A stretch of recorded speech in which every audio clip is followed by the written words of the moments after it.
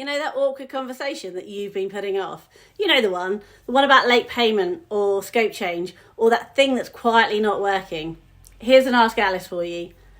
Avoiding these conversations might feel easier in the moment, but it always costs you later, whether that's in time, in money, or in relationships. We once worked with a founder who hated conflict. When their client kept stretching the scope, they said nothing because they wanted to keep things friendly. But actually, months later, the relationship broke down completely and they were thousands out of pocket. But actually, the issue wasn't the client, it was the silence. So, how do we help?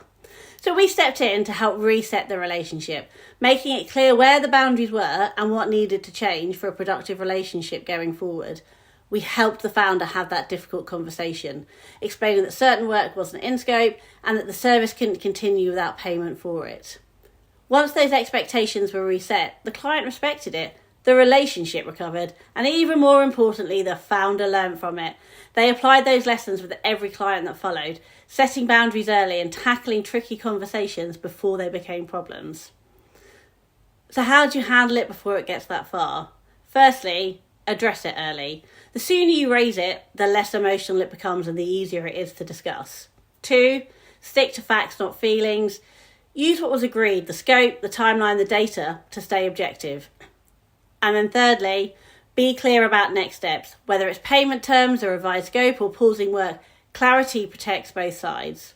So the takeaway here, difficult conversations don't damage relationships, but silence does.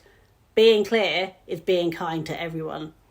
We help businesses build the confidence, clarity, and language to handle those conversations early so they don't turn into full-blown conflicts later. Thanks so much for watching this Ask Alice. If this resonated with you or you know someone else who's been avoiding that tricky conversation, please share it with them. It might just save them a headache down the line.